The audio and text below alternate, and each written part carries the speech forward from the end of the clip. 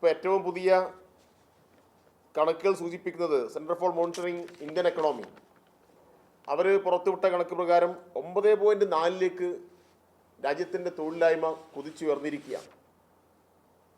സർക്കാരിൻ്റെ തന്നെ വിവിധ ഏജൻസികൾ നേരത്തെ വളരെ സത്യസന്ധമായിട്ട് ഈ തൊഴിലില്ലായ്മ ഉൾപ്പെടെ രേഖപ്പെടുത്തി ജനങ്ങൾക്ക് മനസ്സിലാക്കാൻ വേണ്ടി കഴിയുമായിരുന്നു. പക്ഷേ ഇപ്പോൾ പല വിവരങ്ങളും അവർ പുറത്തു കൊടുക്കുന്നില്ല. ഇതുമായി ബന്ധപ്പെട്ട വിവരങ്ങളെല്ലാം പല ഘട്ടങ്ങളിലും പൂഴ്ത്തിവെക്കുകയാണ്.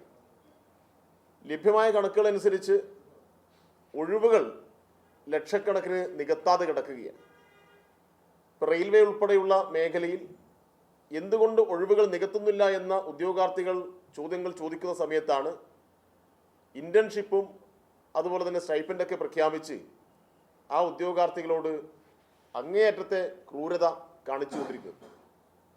ഇപ്പോൾ റെയിൽവേയിൽ ഏതാണ്ട് 1200 കോടി രൂപ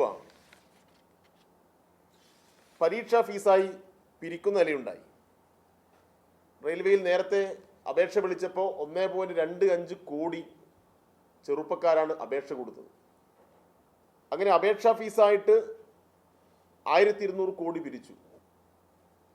അപ്പോൾ ആ രാജ്യത്തെ ഈ സർക്കാരിന് ആത്മാർത്ഥതയുണ്ടെങ്കിൽ ആ പിരിച്ചെടുത്ത കാശെങ്കിലും തിരിച്ചു കൊടുക്കാൻ വേണ്ടി തയ്യാറാവണം. ചെറുപ്പക്കാർക്ക് ആ കാശെങ്കിലും കിട്ടിയാൽ വലിയ സഹായമാവും. അപ്പോൾ റെയിൽവേയിൽ നിയമനമില്ല. മറ്റ് പൊതുമേഖലാ സ്ഥാപനങ്ങൾ ലക്ഷക്കണക്കിന് ആളുകളെ ഉൾക്കൊള്ളുന്ന പൊതുമേഖലാ സ്ഥാപനങ്ങളാണ്. അവിടെയെല്ലാം സ്ഥിതി എന്താണ് ഞാൻ വിശദീകരിക്കുന്നില്ല.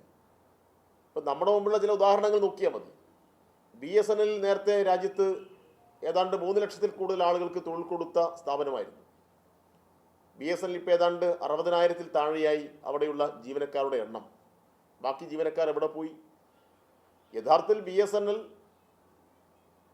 നേരത്തെ ലാൻഡ് ഫോൺ കണക്ഷൻ മാത്രമുള്ള കാലത്ത് 3 ലക്ഷം ആളുകൾക്ക് തൊഴിൽ കൊടുത്ത സ്ഥാപനമാണെങ്കിൽ ഇന്ന് കോടിക്കണക്കിന് മനുഷ്യർ മൊബൈൽ ഫോൺ ഉപയോഗിക്കുകയാണ്. അപ്പോൾ 3 ലക്ഷത്തിൽ നിന്ന് 35 ലക്ഷത്തിലേക്ക് അവിടെയുള്ള തൊഴിലവസരം ഉയർത്തുകയായിരുന്നു വേണ്ടത്. സ്വാഭാവികമായിട്ടും ഉയരേണ്ടതാണ്. പക്ഷേ എന്തുകൊണ്ട് ആ തൊഴിലുണ്ടായില്ല?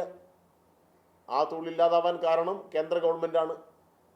4Gയും 5G ഒന്നും BSNL കൊടുത്തില്ല. മറ്റ് സ്വകാര്യ കമ്പനികളെ യഥേഷ്ടം പ്രോത്സാഹിപ്പിച്ചു. അവർക്കാണെങ്കിൽ കരാർ അടിമകളെ മാത്രമേ വേണ്ടൂ. അപ്പോൾ സ്വകാര്യ കുത്തക കോർപ്പറേറ്റ് കമ്പനികൾക്ക് കരാർ അടിമകളെ സൃഷ്ടിച്ചു കൊടുക്കുന്ന പണിയാണ്, അവരുടെ ഏജൻ്റായിട്ടാണ് കേന്ദ്ര ഗവൺമെൻറ് പ്രവർത്തിച്ചുകൊണ്ടിരിക്കുന്നത്. അപ്പോൾ 10,000 രൂപയ്ക്കും 15,000 രൂപയ്ക്കും പല സ്വകാര്യ കമ്പനികളിലേക്കും ആളുകളെ കൊടുക്കുകയാണ്. സ്ഥിരം തൊഴിലില്ല, പെൻഷൻ കൊടുക്കേണ്ട, ജീവനക്കാർക്ക് മറ്റ് ആനുകൂല്യങ്ങൾ കൊടുക്കേണ്ട എന്ന് വെച്ചാൽ തൊഴിലാളി എന്ന പദം തന്നെ മാറ്റി ജീവനക്കാരൻ എന്ന പദം തന്നെ മാറി അവിടെയെല്ലാം കരാർ അടിമകൾ മാത്രമേ ഉണ്ടാവുന്നുള്ളൂ.